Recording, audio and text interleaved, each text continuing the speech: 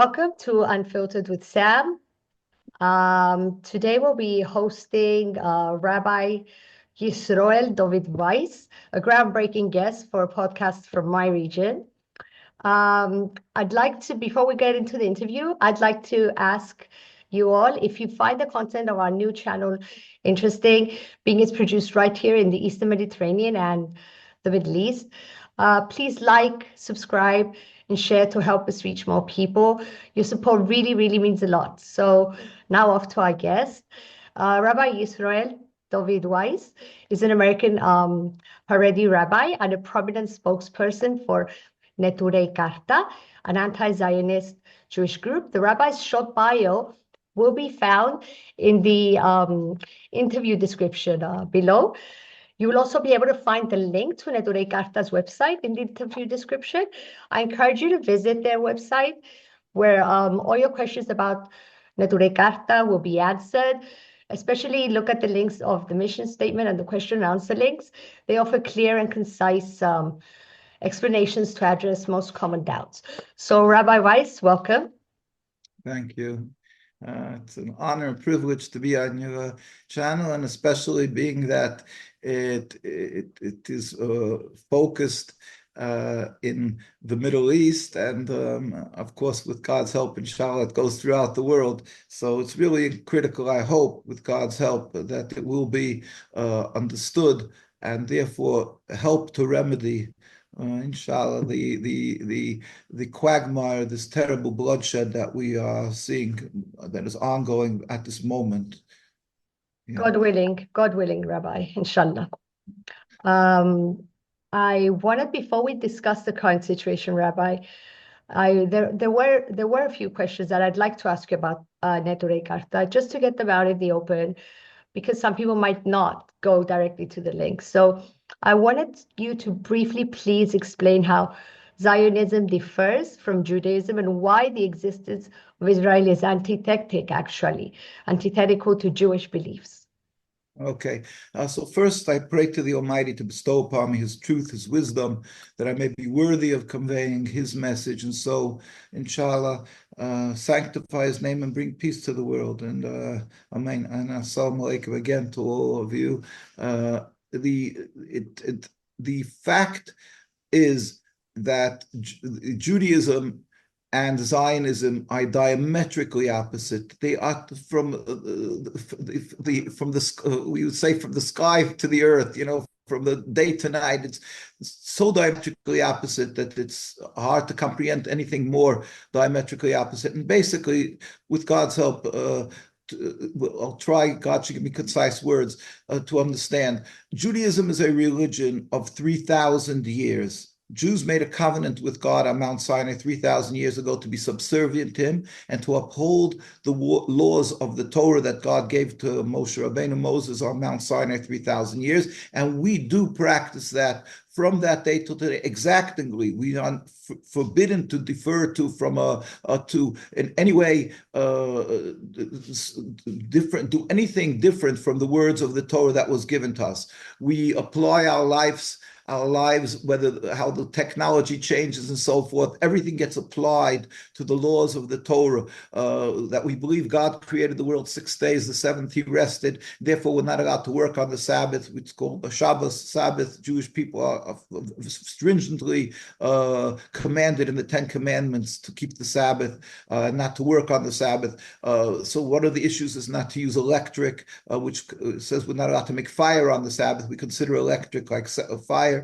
And therefore, when the technology kicked in and you have refrigerators and lights and everything, how that applies to the laws of the Torah, that we're not allowed to open lights or do things on the Shabbos or drive in cars and so forth. So our rabbis took every new development and used all their knowledge and their capabilities to understand how we apply our lives. Not that the Torah will change according to the times, but on the contrary, how we change our lives, or we apply our lives, or that it should conform to the laws of the Torah. It has to conform to the laws of the Torah. So as I say, the example is electric. When electric came out and light bulbs, so the rabbis around the world got together and they decided that you're not allowed to open lights on Shabbos because it is considered electric. I'm just giving one of the many examples. Zionism is a movement that started 140 years ago. It's an ideology of creating a national home. And this is a totally materialistic nationalist concept of making a national home, which be a country like other countries, a people like other people, and it has totally removing God from the equation. It's a purely nationalist movement. Now, so you have here the different concepts altogether that you can see it's totally a different issue. Judaism is subservience to God, upholding the laws of the Torah. Zionism totally ignores the laws of the Torah.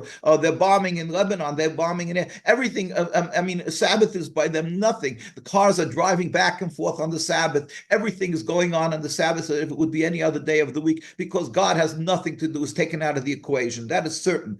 And it was never to be other. It was never another concept. The Zionist leadership, Ben Gurion, Theodor Herzl, all these people had nothing with God. On the contrary, they despised God, they despised religion, ridiculed religion, and in fact, they spewed constantly heresy and blasphemy by saying, "Where was God to protect us in the last 1,000 years or 2,000 years of our exile, and therefore we have to have a gun to protect us." So they ridicule the religious person who looks to God for protection. So in rather than looking at God as the ruler of the world, their concept of rulership is how more powerful they can have, how many more guns they can have, and so it's a purely contradictory movement to Judaism. That's in its essence. It's based on blasphemy. It's based on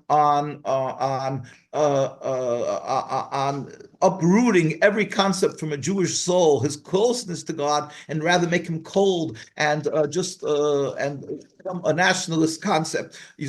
Your savior is in donating to UJA, United Jewish Fund. That's what the whole concept. You'll save your soul by doing that. So that's the essence. But it happens to be that in the laws of the Torah, God made a covenant. We made a covenant with God 3,000 years ago, and God told us that we have to go up to the Holy Land. And at that time, anybody who didn't worship idols were allowed to remain in the Holy Land according to God. That was the concept. And we were warned by the prophets. Anybody who studies Judaism, anybody who takes a little time and effort, will look at the prophets, Jeremiah, Ezekiel, Isaiah, all the prophets. They warned the Jews that if we're not on that high level of spirituality, then we will be sent into exile. And that happened 2,000 years ago with the destruction of King Solomon's temple. Then there was a second temple. It was destroyed. And we were warned at that time that God, the Almighty, who rules the world, said, you were dispersed in exile amongst all the nations because of our sins, not because we didn't have a Patriot missile or whatever, not because we didn't have guns or Uzis. It was because we were not spiritually on that level required. Therefore, we were dispersed amongst the nations. And as a Jewish people, we are expressly forbidden to re-establish any concept of a Jewish sovereignty, of a Jewish kingdom, of a Jewish nation. We're a nation as a people, but not to create a national home or anything. That's expressly forbidden. That's already 2,000 years ago. And Jews who are true to the Torah always respected the words of God. So although we went through relatively sort of recently, like a few hundred years ago, the Crusades, where they tried to forcefully convert the Jews in the Inquisition to Christianity. Jews let themselves be burnt at the stake and everything to uphold the Torah, our covenant with God, that we should not convert out of our religion. At the same time, we never, although we went through so many hardships, we never attempted to establish a Jewish national home, because that is understood by us that we are in exile as a decree of God. We are never to attempt to somehow bypass that and create our own state. Now, we do believe, a basic Jewish belief is that there will be a time when the Messiah, Mashiach, will come, where all humanity, God will reveal his glory, where all humanity will serve God in harmony. That doesn't mean everybody will become Jewish. No, it'll just mean that there will be a recognition of God, where all humanity will serve God. At that time, God will build a temple, and everybody, all the nations will come together and serve God in peace. That's what we pray and hope for. Our purpose of life is to sanctify the name of God. In other words, although we are in exile, I'm in the United States. There are Jews who are living many years in Lebanon. There are Jews who are living in every part of the world. Our purpose is to uphold the laws of the Torah, to sanctify God's name. The pinnacle of that will be when God will reveal his glory, all humanity will serve God in peace and harmony, and God will reveal his glory and build a temple. It will be the will of all humanity. Again, not that people will become Jewish. The Jewish people will continue their covenant, and the rest of the world will do, as long as they will recognize the one God. There will stop being any atheists, and that's what we believe the future will bring. Now, we were never deemed a threat by the Muslim world. Why? Because the Muslim world, who are full of scholars, their leadership is scholars, and many of their people, it's contrary to what the world portrays, and they know that Judaism does not aspire to take land away from the people of Palestine or the people of any other Muslim country. Anyway, we're not a danger. We have a distinctly different religion than Islam, but we can coexist. We believe in one God, and it is never an impediment to coexistence. So basically, you have Judaism is a religion, Zionism is a nationalist goal,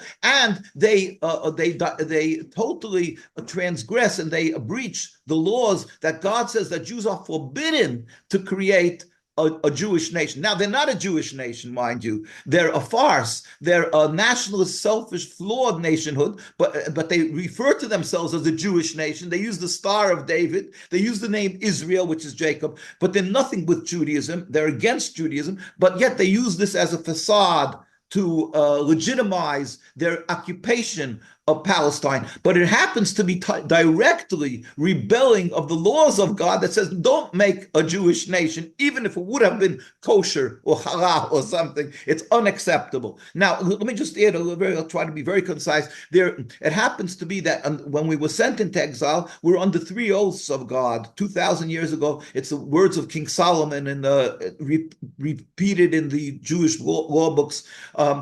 That we are under 3 oaths. One, not to return en masse. We're forbidden. God put us into exile, that we should be dispersed amongst the nations and serve God as godly people, hopefully. But we are not to return, to attempt to return and en masse, in large numbers. Secondly, not to rebel against any nation. We have to be loyal citizens. A Jew is living in Lebanon, a Jew is living in the United States, a Jew living in Canada or Iran, whatever it may be. We have to pray for the well-being of the country and be loyal citizens, not to rebel against the nations. Thirdly, we're not to make any attempt to end exile in any shape or form. Zionism breaches every concept of Judaism. They claim they're making a Jewish state. Contrary to the Jewish law, they are rebelling against the nations. They are going up in masses to the Holy Land, and as I say, they're killing and stealing, which is basics of altogether of Judaism. That God, the laws of the Torah is that we are to emulate God, just as God is compassionate. You must be compassionate, and you're not allowed to kill or steal. We're not allowed to do harm to people. So they're killing.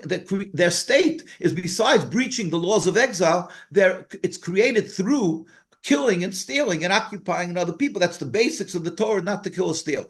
And just like the cherry on top, I will just add one more thing. Jewish people are required to show gratitude to good done to them, to kindness done to them. In the last hundreds of years, the Jews were hounded and harassed in Europe and murdered. There was, as I say, the Inquisition and Crusades. And at that time, there was the Islamic countries, and the Islamic countries actually embraced the Jewish people. It happens to be including the Ottoman Empire that allowed the Jews and took the Jews into Palestine and Palestine, whatever and so we were embraced in all the Arab and Muslim countries. We flourished amongst them with a distinctly different religion, without any United Nations or anything. And so therefore, again, clearly the difference difference of religion was never an impediment to peace. On the contrary, it was the Islamic countries that took us in. Now, have the Zionists come in order to solidify their occupation? They use a narrative of vilifying the people of the Islamic people, vilifying the Muslims, vilifying the people of Palestine, and saying that they're anti-Semitic, they hate Jewish people. There could be nothing more disgusting, repugnant as doing that. When you're talking about a people we should be doing them a kindness and lauding for their and showing gratitude for the good done to us, that we were taken in and we were able to flourish in these last hundreds of years. Instead, the Zionists decided to give with the swipe of the pen to declare them persona non grata, that they're anti-Semitic and they're also against Christians and they hate people and they're inhumane. Therefore, in every aspect, we as a Jew and around the world, the ones who are true to Jewish religion stand in the most vociferous and strong opposition to the occupation of Palestine, the creation of the state of Israel, and all the actions that emanate from them, and the horrific that it culminated, that we're witnessing in these last over a year, the mass murder of the people of Gaza and Lebanon. Our hearts are full of tears, our hearts are full of frustration, and we simply try around the world, including in Jerusalem, the very religious communities, to stand up and speak up and cry for the people of Gaza, now the people of Lebanon. Thank you for that analysis, Rabbi. Thank you. Very, very informative. You touched upon the historical aspects and clarified a lot of things for people from my background and my area. But Rabbi, I wanted to ask you on that. I mean, given that Zionism intensified in part as a reaction to the Holocaust, how would you respond to critics who argue that a Jewish state was necessary to provide the sanctuary and safety for the Jews, especially given, Europe's record of persecution? And in your view, what would have been an ideal solution to the plight of the European Jews before and after the Holocaust then? Yeah, with the help of the Almighty, it's very ironic that my name is Yisroel, Rabbi Yisroel Dovid Weiss. Yisroel is Israel, the pronunciation name. So they stolen my name to create their state. My name originates from Jacob, whose second name was Israel, Yisroel. It's pronounced in English Israel, but it's Yisroel. And they attempt to steal our identity, the Judaism, and they try to use concepts of different historical issues in order to buttress and to support their occupation and to intimidate voices that are opposing them. So the Holocaust is one of their major weapons that they use. Now it happens to be in that issue, I myself am a child of a person who escaped the Nazis. My father, a blessed memory, and his parents were killed in Auschwitz. So we live and breathe the Holocaust. The majority of my parents' families are both from Poland and Hungary. My father is Hungarian for generations. My mother is Polish for generations. She was born in Hungary, but Polish. And the majority of the families were all murdered by the Nazis, as the majority of our communities were murdered. As I said, my father was, God helped that he was able to escape when the Nazis entered Hungary. So basically, we live and breathe the Holocaust. We feel it. I grew up. I was born like 11 years after the Holocaust. I grew up with the people who survived the Holocaust. Many who had tattoos in their hands, numbers that was burnt into their hands as identification, like animals. That was my father-in-law was in Auschwitz, actually, of blessed memory, and he used to. Constantly through his life, he would scream out in sleep with the nightmares of the Holocaust. But basically, so we live and breathe the Holocaust. The Holocaust was a fact of anti-Semitism. Hitler and the Nazis, they wanted to totally eradicate the Jewish people. Now, the world actually went and they made many issues to remember that we should not forget what happened by the Holocaust, in order, not only because to remember the wrong that was done, but that it should not be repeated. The Holocaust is a fact of trying to eradicate another people.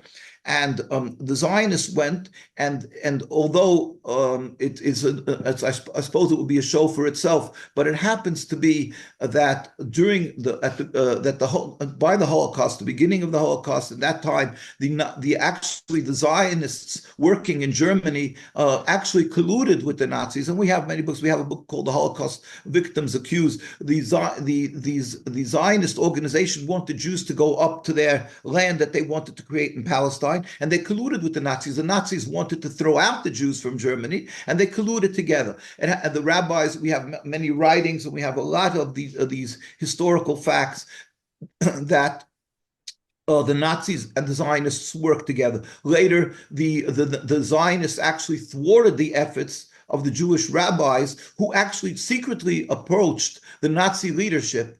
We have there's books about that. There's the documentation of that. How from Hungary itself, our rabbis, there was Rabbi Weiss, of blessed memory, who secretly approached Eichmann, the Eichmann trials. They secretly opposed his henchmen, and they said, if you know the history of the Holocaust, the Nazis went from country to country, and in 1944, basically, they came into they wanted to go to invade Hungary and a part of Czechoslovakia, Slovakia. They wanted and they were going to murder the rest of the Jews there. Now, the writing on the wall was seen. Everybody saw what's happening. So the rabbis tried to secretly approach them, and basically he said to the Nazi leadership, to Eichmann, he said, "Look, the writing on the wall is that you're going to lose this war now. So you need money. You need a lot of money and things.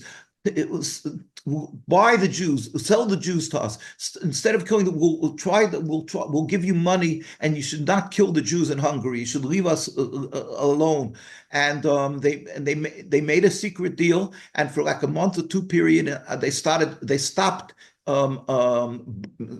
gassing and killing the Jews in Auschwitz, and this was documented. And on the condition that Rabbi Weissmandl, secretly was going to send money to the Nazis. Now, what happened was the Zionists mixed into this, and they thwarted the efforts of Rabbi Weissmandl. There's a book called Perfidy from Ben Hecht written about this. Rabbi Weissmandl wrote a book called Min HaMetzer, From the Depth. He lived through the war. He was almost murdered, and the Zionists saw that he should get arrested. The Zionists felt that the more the Jews are going to be murdered, that eventually to the victor goes the spoils. The more the Jews are going to be later, the victor, the allies will give the Jews compensation, and they'll be able to get land over there. So they said the more that the blood is spilt, the more they'll be able to say it's unbelievable. And we have, as I say, we have their writings. We put out a book called The Traditional Torah: Opposition to Zionism, where we have documents of the anti-Zionists. We have documents of the Zionists. Now, a little bit I'll show you later. But basically, the Holocaust was we don't understand the ways of God, but everything is from God. We do not question God. And but the Jews were murdered, millions and millions of people, 6 million more, we even believe, because whatever, I met with people from Russia, it was undocumented. The Jews were murdered.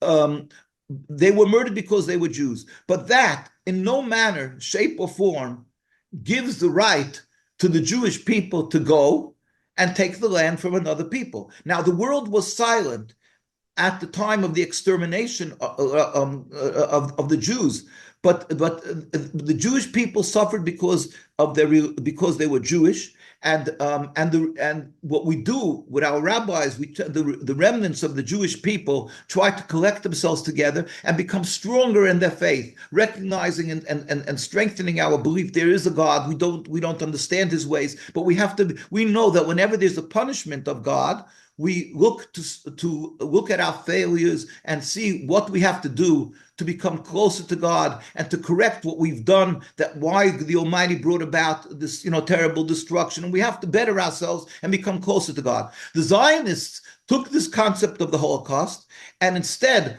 of being closer to God, they ridiculed the Jewish people who are saying we look to God for protection, and we have to be closer to our religion. They say, you looked to God for protection? Look what happened. So you have to totally ridicule God and say that he can't protect you. And the result is we have to have a gun to protect ourselves. In other words, from one side of their mouth, they're clearly speaking heresy and blasphemy and saying that God isn't there to protect you, and therefore we have to use a gun. We have to totally forsake God. At the other side, they tell the world, they roll their eyes and put on this pious facade and say to the world, oh, God gave us the land. It's given to us by God. It says so in the Bible. So one side, they laugh at God and they say God isn't and on the second side, they tell the world that you dare not oppose us because it's given by God. Now, the rabbis around the world, we put out a book called The Rabbis Speak Out,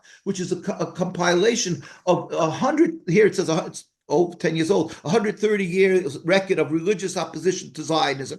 Well, we have all the rabbis in Europe. The Zionists came from Europe. And they all, around the world, this is a compilation of the leading rabbis of the world rabbis who stood up and they said, excuse me, you guys, you are heretics. You are not speaking in the name of our religion. The religion does not permit us to go and occupy and create a state. You're using the Holocaust as an excuse. They're using the Holocaust as an excuse to occupy land. And they're also using the silence of the world by the Holocaust, because the world was silent at the time. They did not take in the Jews, even America, the United States. They refused entry to the Jews when they were trying to escape. So they're using the guilt feeling of the world, and they say, hey, the Zionists come, they use it as a weapon. They say, oh, you see, you were silent at the world, now dare not be silent when we're creating our state. On the contrary, you have guilt feelings and you sympathize with the Jewish suffering, help us create the state. Now, by doing that, they're manipulating and using the suffering of the Jews by the Holocaust in order to create this state of Israel, ignoring the people of Palestine that are suffering, and the world, if they dare to think that they should say a word about this, then they know they'll be able to accuse them of insensitivity to the Jewish suffering by the Holocaust. So they constantly use the Holocaust, remember the Holocaust, because they won't let anybody who dares speak up about what are you doing to the people of Palestine. They'll say, what you forgot about the Holocaust? You forgot about the Holocaust? They use the Holocaust, and now, so remember what we're dealing here. God tells us in the Torah, do not create a state. Do not rebel against nations. Do not kill or steal. So we Jews, who are the ashes, we rose out of the ashes of the Holocaust, we're trying to regroup and keep the words of the Torah, our religion, the remnants, the children of the survivors. So instead of keeping the words of the Torah, they say, forsake God, ignore God, make a state that's a rebellion against God. So it's so ironic and so it's so hurtful that instead of taking the Holocaust and saying, Hitler tried to kill us, Hitler tried to eradicate Judaism, we're trying to rebuild and do what's right to God, and then saying, the Holocaust happened, now we're going to spit in the face of God and create a state that's expressly forbidden. So the rabbi said no. In fact, let me just quote the chief rabbi of Palestine, who was, remember, there was a community that was existing in Palestine for hundreds of years. And they were God-fearing community. They lived together with the Palestinian people, with the Christian and Muslim people in the same courtyards, with a difference of religion. It was never an impediment to peaceful coexistence. This is how our lives were. We lived together. We babysat each other's children. This is Judaism. And you look at the history. If anybody really studies history in the 1800s and the 1900s, we lived together. We lived together up until the advent of Zionism. And there was no problem, even with the difference of religion. So now, and not only that, but the community of the Jews living there were very God-fearing, because nobody went up to Palestine. Palestine wasn't the place you went up to become rich. It was people who searched spirituality. So the Jewish community living there was a very God-fearing community. And they were strongly anti this movement of Zionists that came along that were created by basically atheists. So these Jewish people, when the Zionists came along, they said, no, we don't want this. We don't want this movement. And here you see the chief rabbi in 1947 already, this is going through like skipping fast through the history of the 1890s, 1900s, when the Zionists started making their kibbutzim and things. But here you had in the this is 1947, a year before the United Nations ratified the State of Israel. The chief rabbi of the community was Rabbi Dushinsky of blessed memory. He was the head of the Ashkenazi community, once from Europe. There was a Sephardic rabbi also an anti-Zionist. And this is what he stated to the United Nations. We furthermore wish to express our definite opposition to a Jewish state in any part of Palestine. This was a declaration before the United Nations, July 16, 1947. It's in the United Nations documents. And they were ignored. They were ignored because the Zionists' power was started in Europe, and they were close with Britain when the Britain had the mandate. Britain gave them the Balfour Declaration and so forth. They gave them control. They gave them the control. Afterwards, he passed on. You can see the gathering, the tens of thousands of Jews on the streets in Jerusalem when they took up another chief rabbi. And these are all anti-Zionists. You can see this is in front of the White House when Netanyahu came to visit Bibi Netanyahu.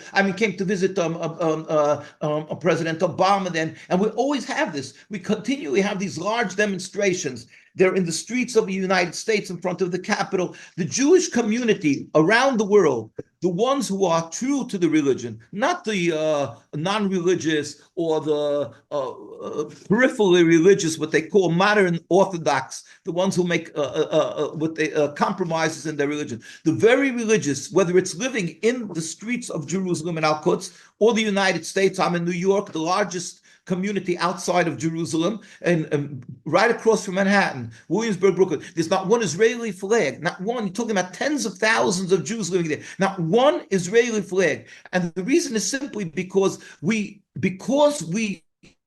are practicing our religion, which is very extremely expensive and so forth. We have to pay for private education and so forth. We do not support and we oppose the state of Israel. Why? If it would be critical to our religion, we would be the first to support it. But you find that the very religious, we all oppose the state of Israel because it's totally contradictory. It's a rebellion against God, killing and stealing and so forth. So that's the Jewish view. Now the Holocaust, again, let's understand, getting back to your original question, the Holocaust is a terrible catastrophe that happened to the Jewish people.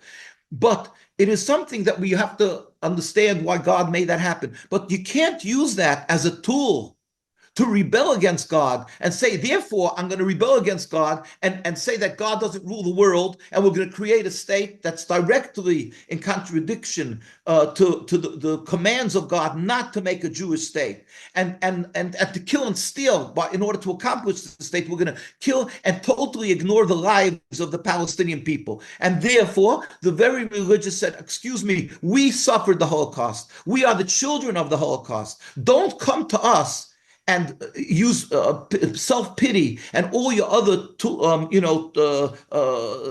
ploys of being able to stifle the voices of the world by using the words Holocaust. It's repugnant. It's unacceptable. My grandparents died because they were Jews, and now you're using their blood, their ashes, in order to rebel against God and kill the Palestinians and take over the land and totally dismiss our connection to God. It's unacceptable, and we will never be silent about the Holocaust. We live, as I say, and talk about the Holocaust. It's our relatives, the majority of our families will kill the Holocaust, but it's we have to be closer to God, not rebel against God. So that's the question of the Holocaust. What are Jews to do since the Holocaust? Or say, well, you see Jews that what the Zionists say that, you see Jews have to have some type of a home or something. That's not true. We never question God. God is the ruler of the whole world. We can live any part of the world. It's God. If God wanted us to have a state, he would tell us to have a state. God does not say that you should create a state, and certainly not by killing or stealing. He says that he rules the world, and he gives He gives life, he gives to breathe. Every human being is living and breathing with the billions of DNA that's going through our body. It's because there's a ruler to the world. The world is working on clockwork through the hands of God. A child is born and lives and breathes his whole life. The whole world is miraculous. It's because there's a God who's ruling the world, and he wants us dispersed amongst the nations in order, actually, we believe that one of the purposes of our exile is that ideally, if we would be serving God, that we would be showing how a person should act of kindness to emulate God and to keep the words of God, to show people how to be close to God and not to become Jewish. We're not looking at that, but simply to be good and kindness and to emulate the holiness of God. To create a state, that is wrong. That is a rebellion against God. We can live around the world, in Russia, in America, in Lebanon, in any part of the world, and serve God as God wants us to do. And that's why my parents and of blessed memory and Jews moved to Europe, they moved to England, they moved to the United States, to Canada, and so on. And we are living, and we have beautiful communities that are serving God. And yes, even in Palestine, the Jewish community lived together with the Palestinians and served God in exile. We're not trying to leave the godly command in exile. It's impossible to do so. Thank you, Rabbi, for that. Thank you. I wanted to go, though, to the current situation now unraveling in the Middle East, and to touch upon something you had touched upon earlier about people who dare, Israelis who dare voice against the government. So I'm going to bring an example. For example, given the recent videos on platforms like X showing how dissenters in Israeli society face violent attacks for opposing the situation in Gaza, what do you say to those subjected to such violence for expressing their views, and how can they protect themselves? What advice do you have for them as Neturei Karta? Yeah, well, talking about that, we again, I thank you that you mentioned our site, NKUSA, for Neturei Karta, nkusa.org, and anybody can go there. And we have a lot of pictures, thousands, I believe, of and there's links and things to how you can see demonstrations and our history from the beginning of Zionism, from 76 years ago, and even prior to that. The Jews who were living in Palestine stood up and spoke up, opposed the occupation. They said, this is wrong. It's not Judaism. It's a simple nationalist occupation. We oppose it. And because they opposed it, as I showed you, first you can even see, actually going back in the 1920s, the chief rabbi before the rabbi who I mentioned, Rabbi Dushinsky, his name was Rabbi Sonnenfeld, of blessed memory, met with the king of Transjordan and conveyed. And even in Arabic, they put out letters in the Arabic newspapers and so forth, saying we do not aspire to take over. We are totally opposed to this. We're not Zionists. We want to live in peace under your rulership and so forth. This was the view of Jews. But that continued on, and we had major rabbis who were assassinated by the Zionists at the time. I have a picture in 1948. This rabbi, his name was Rabbi Chazan of blessed memory. He was carrying a white flag out to the Jordanian army in 1948. At the time of the war in 1948, the Jewish community living in the old city of Jerusalem said, we don't want to be with the Zionists, and they went out to take the whole community over to the Jordanians, and the Zionists shot at him, and he had a bullet. The rest of his life, he had a bullet in his leg, and they assassinated many of our rabbis. Since the state got control, the state of Israel, they were unfortunately ratified by the UN. We've had so many demonstrations, like I said, tens of thousands of Jews. But beside that, you can see that nobody speaks about Jews are brutally attacked, they're beaten. This is going on for well over 76 years.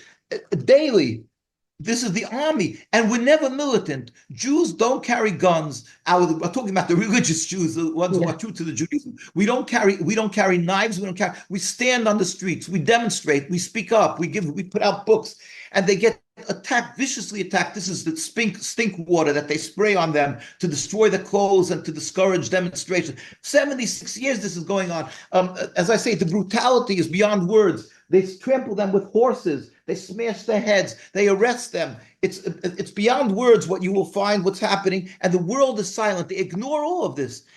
I mean, I've been demonstrating since my youth against Zionism, and we get death threats. But in Israel, being it's under the Israelis, they get murdered, they get arrested. You could see children, old rabbis. This is what's happening in the demonstrations in Palestine and the world. It's unbelievable. If this would happen once in Lebanon, if it would happen in the United States, in Canada, anywhere, once, Netanyahu would be on the first plane and yelling anti-Semitism, and they would be speaking and demanding restitution to who, by the way? To Israel, of course, restitution to Israel. If they would do anything against, and of course, it's, it would be scandalous and it would be wrong if a Jew would be beaten. But they, with impunity, they beat and arrest. Here you can see, by the way, Jewish people, there's mandatory military service in Israel to the what they call IDF.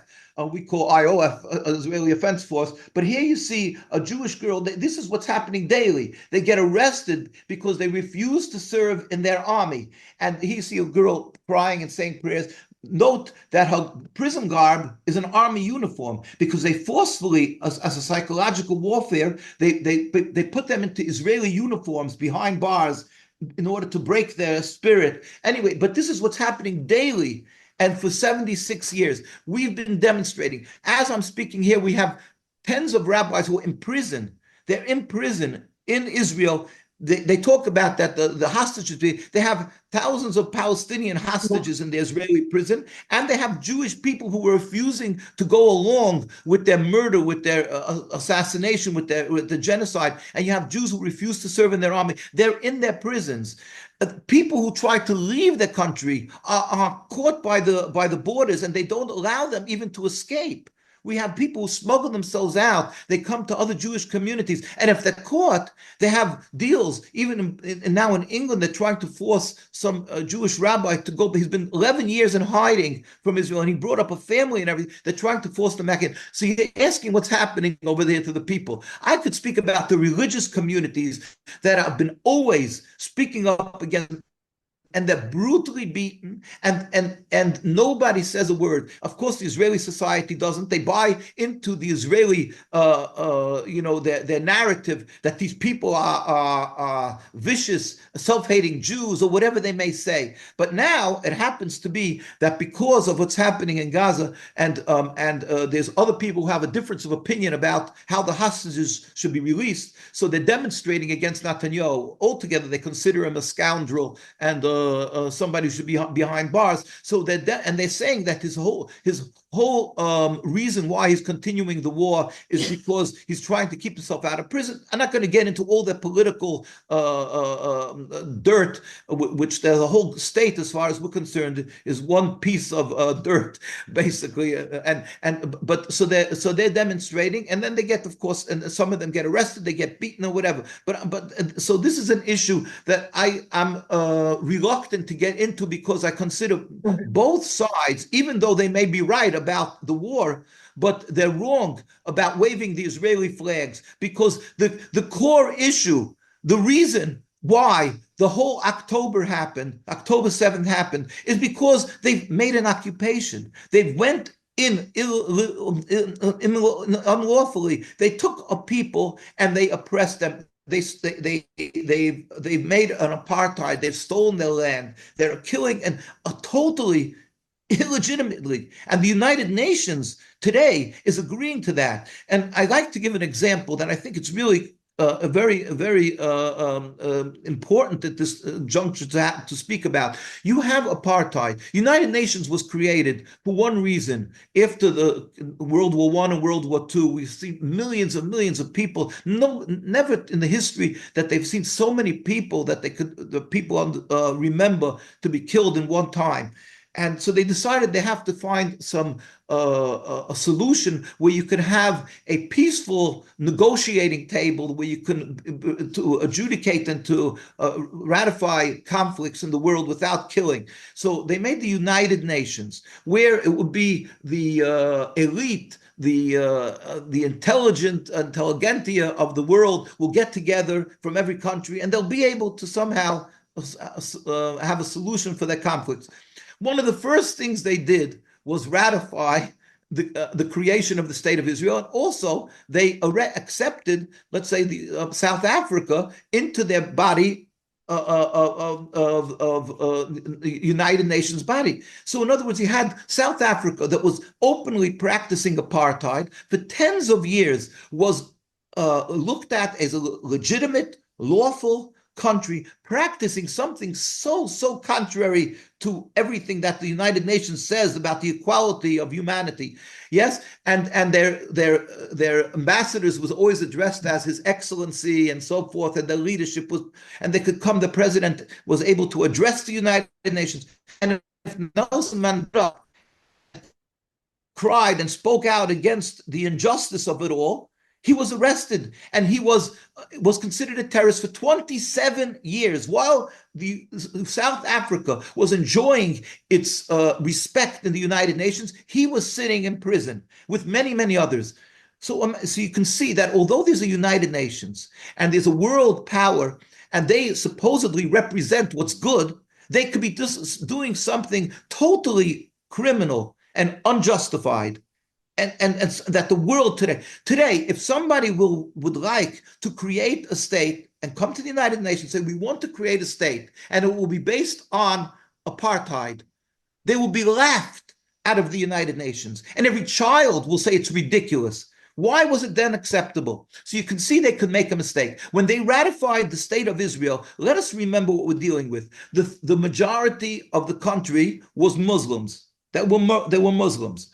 The second largest community was Christians. The third was Jewish. Now, they ratified the creation of a state that will be called a Jewish state, the state of Israel.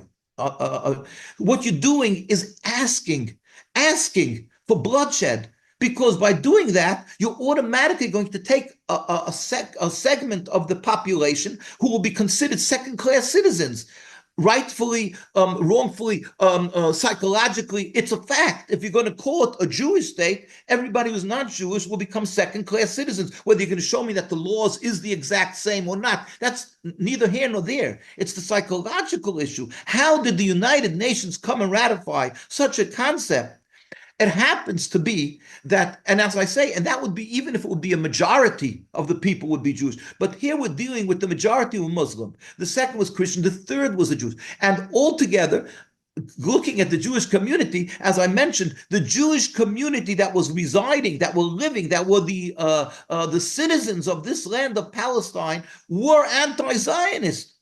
It was the Zionists who came from Europe. They were interlopers. They were people who came from another country. How did the United Nations create this, ratify a state of Israel? You look at it, you see how it could only be, it's illogical, and it's the only explanation you can give. It's that it's satanic. It's that it went beyond human comprehension. But they went and it was ratified. And from that day till today, you are finding that there's been an ongoing chain, a link of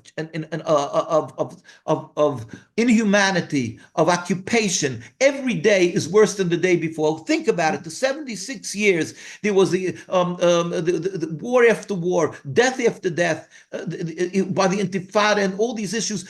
People were suffering, and not who died over there. Mostly Palestinians and many Jews also. Why did they die? For what reason? For a selfish, flawed occupation. So if you look at Zionism and the state, it is so flawed. It is so anti-Semitic. It is anti-Semitic because it took the name Judaism and it is using it as a tool to bring bloodshed to the Muslims, to the Christians, and to the Jews. And they're trying to force this down the throat of people. The people who are demonstrating against Netanyahu, they're right that Netanyahu is evil.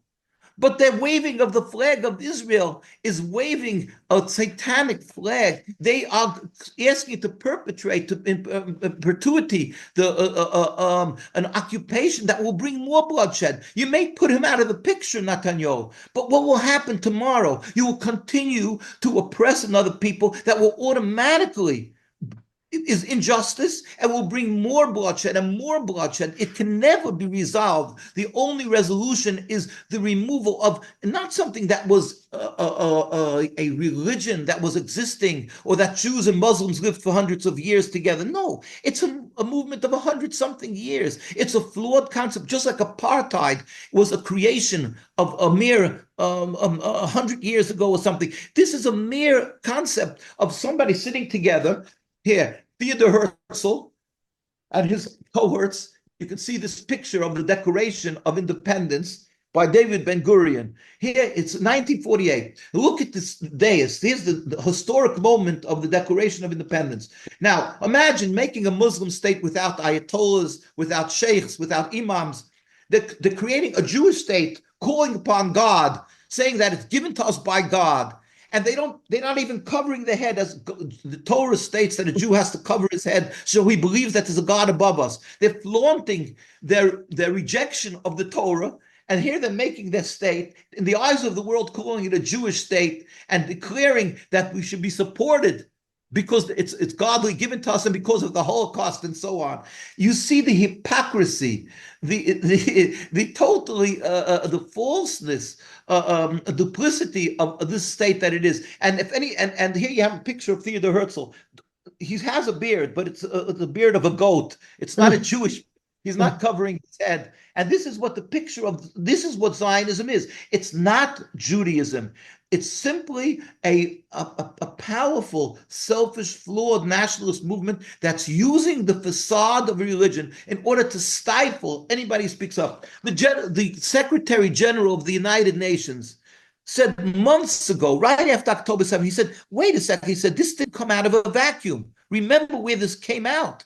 This is because you're occupying a people. You can't expect that you'll occupy a people. He said, we're not justifying the murder of innocent people. But remember, you want to look for a solution. We're United Nations. We're looking for solutions. We're using intelligence. He said it didn't come out of a vacuum. What was the response of Israel? That he's a persona non grata. He should be removed from his office. So now the head of the human rights of the United Nations, Friedrich, I forget, I apologize for getting that, put out a report. Everybody's putting out reports. The General Assembly, everybody's stating it's you can't do what you're doing. You're murdering people.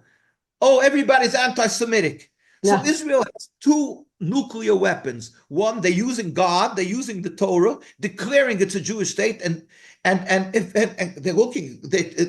counting on the ignorance of the masses, that people don't know that Judaism means to serve God, while Zionism is a totally different issue. It's a nationalism created by sinners, by haters of God. And the second weapon is, dare you say a word against us? You know why you're saying it? Not because you're looking and hurting with the people of Palestine, not because you are looking at the injustice or the illogic of what they're doing, but because you hate Jews. How repugnant, how repulsive. But that's their nuclear weapon that they're using. And you would think that it would somehow slow down. On the contrary, it's building. How we have here, as you know, I'm in the United States, we go constantly to Columbia University, Rutgers, wherever you like, all the universities, we're out there, we're demonstrating. And the students are getting suspended. The professors are losing their tenure. They're getting fired. And they're putting on laws and putting out laws and statements in Congress that if you dare speak up against Israel, it's anti-Semitic, anti-Semitic, anti-Semitic. We just went to Washington when Ms. Harris, the vice president, spoke, and we plead with whoever becomes president. You don't abdicate your obligation. God gave you this lofty position. How could you be silent? How could you ignore that it's totally criminal what's happening? They're murdering people. They're murdering people day in and day out. For what? Because they want to force occupation that's basically, so I want you to understand, although I'm looking at the people who are being arrested by Israel because they're objecting to that, I want you to remember that they're silent at the 76 years of our demonstrations, day in and day out. No, people are ignoring it. We have pictures you can see, and as I'm speaking, we have rabbis in prison in Israel because they're speaking out against. Nobody's talking about that. Nobody is talking about that. And even the ones that are being arrested, Israel is given a free pass, And the only reason I can understand it's because the works of Satan, because it defies logic, and we dare not be silent. You're right. We dare not be silent. That's why we're trying through channels like this one to also get the other side of the story out, which in our eyes is the truth. Thank you for that, Rabbi. I wanted to ask you something else, something that's very sensitive to the Arabs. People on social media, mostly Jews, make the claim that the Torah and Talmud they make the claim that the Torah and Talmud call for the elimination of all non-Jews or non-believers. Do Jewish teachings view Jews really as superior to others? I ask you, Rabbi Weiss, is there any basis in Jewish texts for this shocking claim? Try to make it as brief as you can, because I'd like to go through the last 3 questions with you also. Yeah. As my teacher, Rabbi Beck of blessed memory, was a big fighter against survivors, used to always say, let's just put this on the side and understand. Look at our history. We lived together with the Muslims. We lived together in Muslim countries. If all these claims, and we were respected, and we gave respect, and we lived together in harmony, if this issue would be true, that they keep on, accusing us of, it would never have been possible for us to coexist for these hundreds and hundreds of years. So something is wrong in all these claims, and so we, on the contrary, as I will say, Judaism requires of us, the Torah teaches us constantly that we have to, mahu racham afatei racham, just as God is compassionate, you must be compassionate, to do kindness. And through the Bible, it says how Abraham, what he did with his friends and other people, and how he constantly gave food, and he stood at he sat even when he was not well at the door of his tent, and he, in the heat of the day, and he brought in people and gave them to eat and to drink and so forth. And we're taught this, and we teach our children this. We're taught we're not even allowed to steal something that has the value less than a penny by us. You're not, even though you can say it doesn't have value, you're not allowed to. And we teach them. And when they do, God forbid, we take a child into a store and he takes a candy. So you'll hear, if you go to a store, you'll see where if you ever happen to cross and you'll be Jewish people, you'll hear that a mother will say to the child, "Why are you yelling? Why are you doing something? It's a chil Hashem. It's a desecration of God's name. It's stealing." Right? So that she will say, but she's not even going to use that. The first thing she'll say is, well, how could you act so bad? It's a chil Hashem, it's a desecration of God's name. Because our whole purpose of living is to sanctify God's name and to do kindness and to emulate God and so forth. It's totally contrary to what people take, and so what they do is they take they take out of context a lot of the Talmud is part of Judaism. Contrary to what people think, there's Sharia law and things like that if you're Muslim.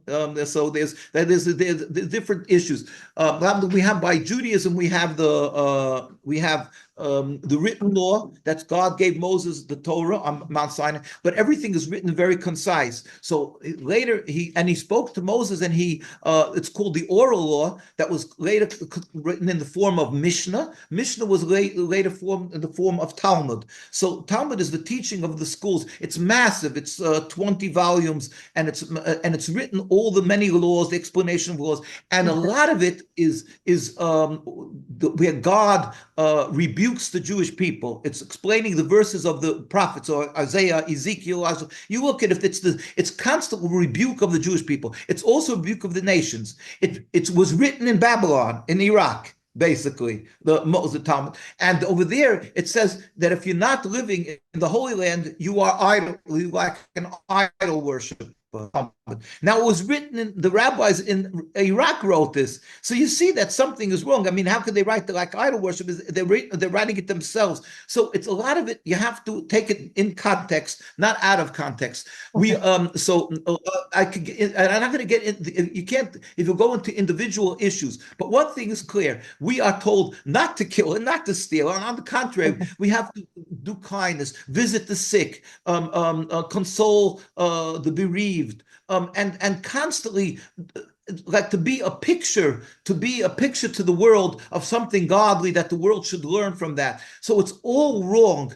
Now, the Zionist rabbis used the Torah, just like, I give an example. If you look at the tablets, the 10 Commandments, it says, I am your God. The picture of the tablets, it says, do not kill, do not steal. All you have to do is cover the words do not, and it says steal, kill.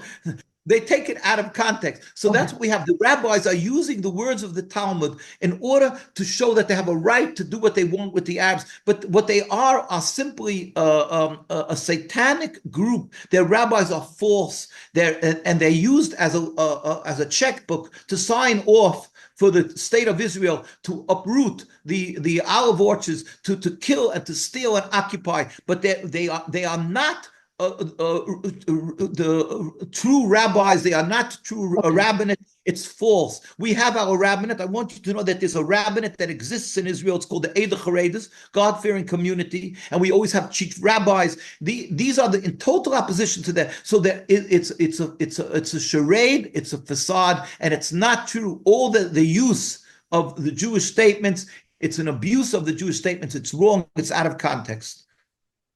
Great. So it's very clear by you that there's no basis in Jewish text for these shocking claims, or for even Israeli high-ranking officials or political party leaders in Netanyahu's coalition to frequently refer to Palestinians as animals and non-humans.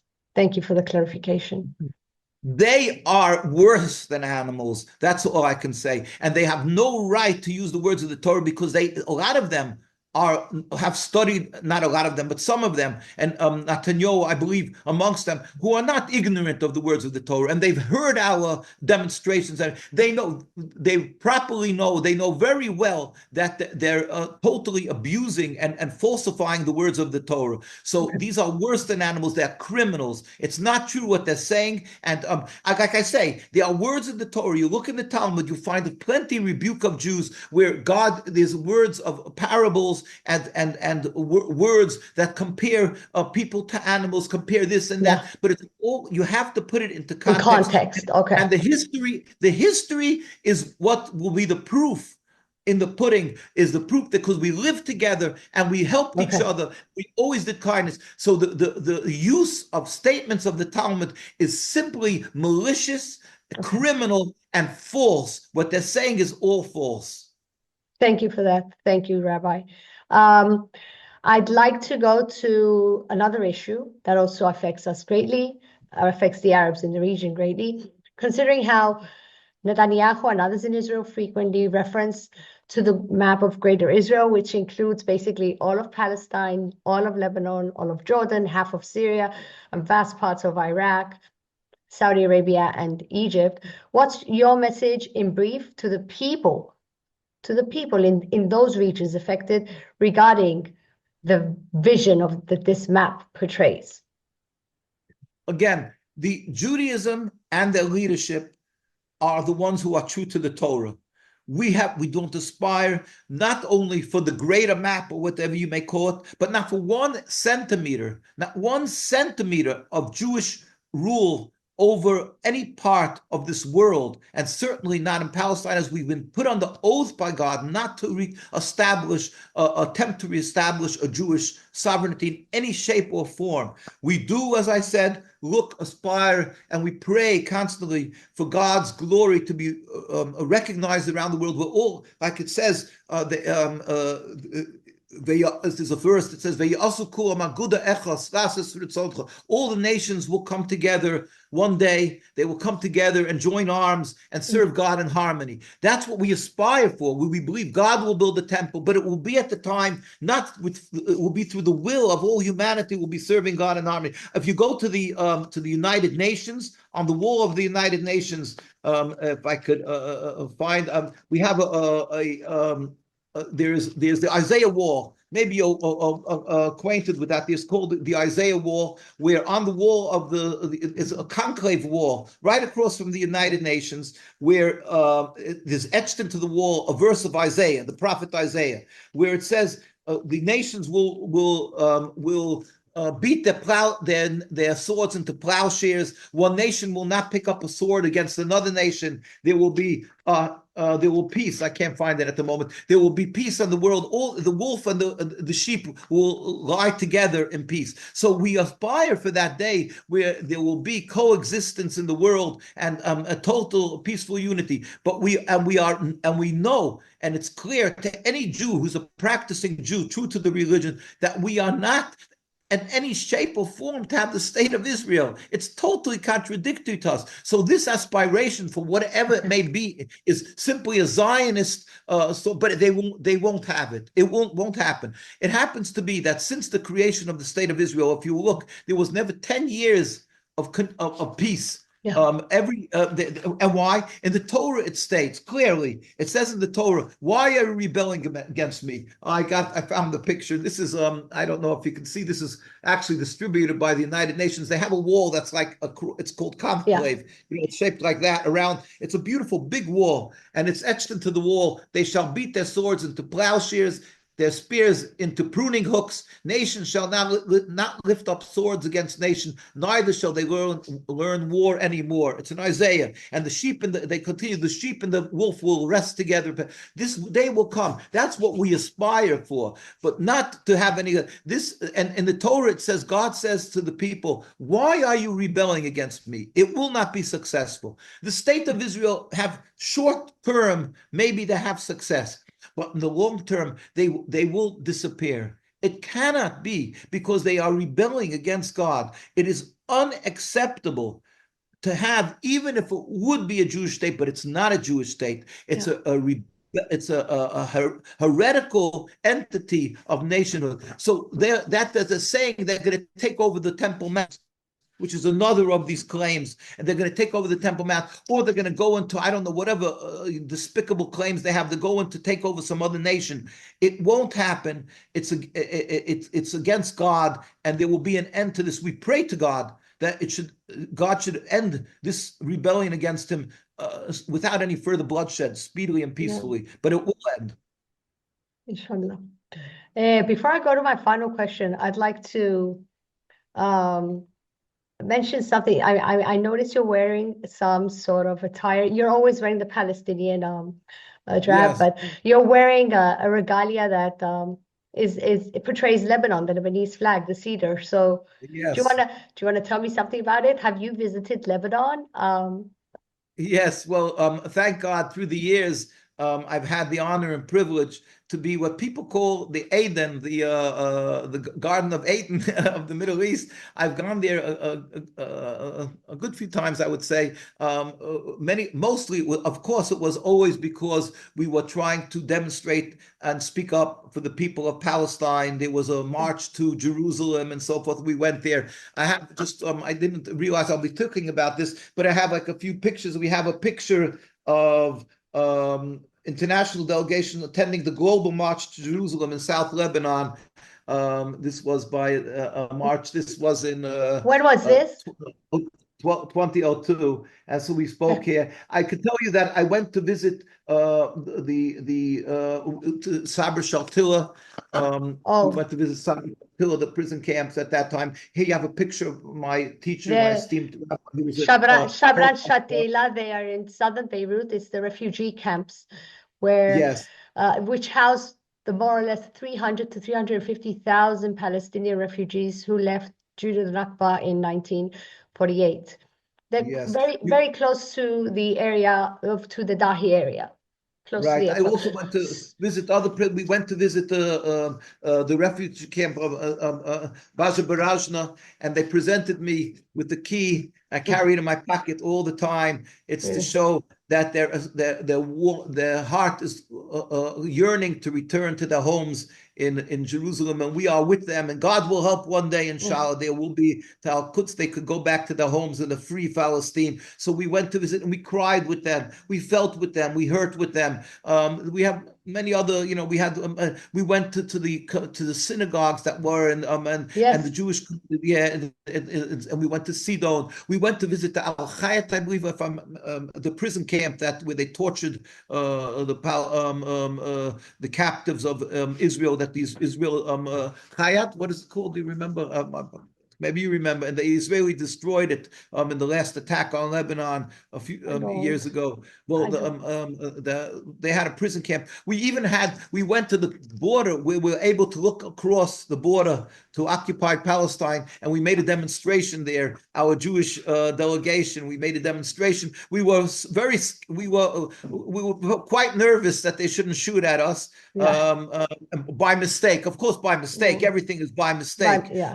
Yeah, but we went and we demonstrated against them over there, while our brothers were demonstrating in Jerusalem and Al-Quds against Israel from inside. We demonstrated from that side, have a joint demonstration against them. And basically, the people, I must say that in our visits in Lebanon, I went in Egypt and I could say all over, whether it was Iran or Egypt and on and on in Jordan, the people, the Muslim people, the Arab community, and in Lebanon, they were so friendly to us, and they had such big hearts, even though they had suffered so much. We went to the refugee camps where they're living in squalor, and the generations living there, and even though they suffered so much, they had enough place in the heart to embrace us and understand that it's not our religion, and it's not a religious issue. It has to do with the satanic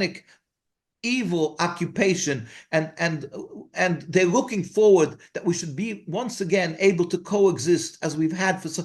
And many of the people did hear stories from their parents and grandparents about wherever the land they lived in, like in Lebanon, like how they lived together and helped each other. Yes, coexistence. Coexistence was beautiful, was so beautiful, harmonic. And so why can't it go on? Why can't the world step in and stop this brutality, this injustice, this inhumane? It's beyond words. God will help. It has to end. Only with God's help, Rabbi. Only with God's help. We can only pray for that. So, in your visit to Lebanon, you were exposed a lot, primarily to the Palestinians living there. But did you also have contact with Lebanese citizens, and how did they welcome you? How did they treat you? Well, as I say, I was there with a good few times and for many days, and therefore I had I met constantly, were rubbing shoulders with and meeting with Lebanese citizens, and across the board, everybody was so exceptionally nice. And although it's in Wikipedia or something, although it's falsely, a lot of things is full of mistakes over there about me also, and but they did mention that there was when the United States moved their embassy to Jerusalem. So they made a big from hundreds of from almost 200 countries. They had representatives coming there, and we went there and we spoke, and we met there with the leadership of Hezbollah, and it wasn't the first time, by the way. We had been there a few times, and they always embraced us unabashedly. They said on the stage, and they said we embraced, and they said we are not opposed to Jews. We are not opposed to Judaism, not opposed to Jews. We want to coexist. But of course, just like when our Jewish people, our rabbis are being brutally beaten in Palestine, the world is silent. They're being brutally beaten. Rabbis, leaders, esteemed children, and esteemed rabbis, and the world just ignores as if we don't exist. Instead of respecting, like you would respect the Pope of when you want to ask a question of Christianity, you would think you would turn to the Jewish communities and say, what if your opinion says that Zionism in the state of Israel is not integral and it's not part of Judaism? Hear our voices. And why aren't you hearing the voices of the Jews who are being beaten? The same thing when Hezbollah and Hamas and all these organizations, they're pleading with the world that have pity on the people of Palestine, have pity on the people of Lebanon. We want to live in peace. We're not anti-Semitic. That's a disgusting ploy,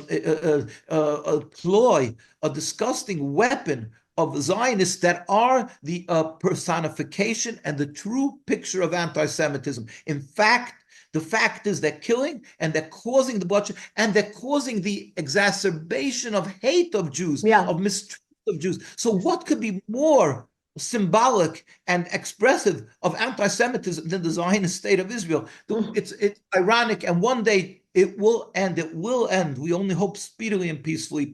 God should help. Rabbi Weiss, my final question, and it's a very important question.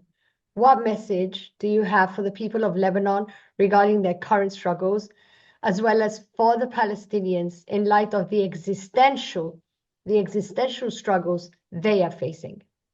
Yeah, well, there's no words to bring to the people who have just witnessed their relatives murdered and the suffering they're going through. But we can only say that from the depth of our heart, we have from our Jewish brothers and sisters that are on the occupation in Palestine, to the Jews around the world. And thank God I do travel around the world. I've been to I go to South America, gone to Europe, even now in the last few months, constantly going. All our communities around the world, we are crying and hurting. We are praying and urge everybody to pray to God with his compassion. He's the ruler of the world ultimately. He should bring an end immediately to the suffering. But you should just know that we are doing this. We are crying, hurting. We have fast days.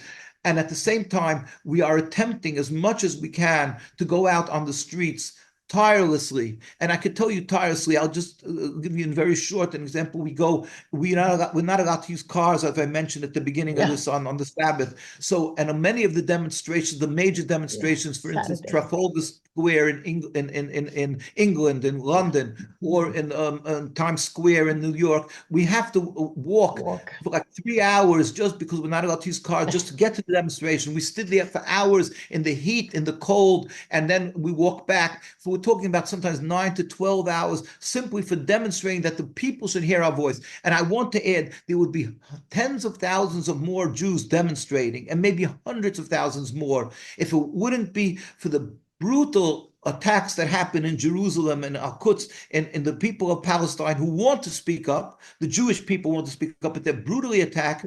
And besides which, around the world, in our communities, my car has been smashed. My guitar is slashed. We get death threats. There was so many more people would be standing out there demonstrating if it wouldn't be for the intimidation of the Zionists. And unfortunately, the world ignores what they're doing, and they're not they're not taken to task for their anti-Semitism, and it's ironic. You can find on the campuses, and you'll find around the world that if you'll see that there's tens of thousands of Jews who are through that all, they're demonstrating as well. So I want the people of Lebanon to know we are hurting with you, we're crying with you. We hope, we pray, we're looking to the day that you should have freedom, and the people of Gaza, the people of Palestine, every one of you should have freedom. There should be no more refugee camps in Lebanon. It should be all free. Everybody should be able to return to their homes. We are with you. And we hope you could spread our word, and we are looking so much forward to embrace you. And at the same time, again, we urge everybody to remember, at the end of the day, we are believers in God. God is compassionate. We don't know why he brings a tsunami, a plague. We don't understand his ways. And we pray to him constantly. We urge you, continue to pray. Don't give up hope.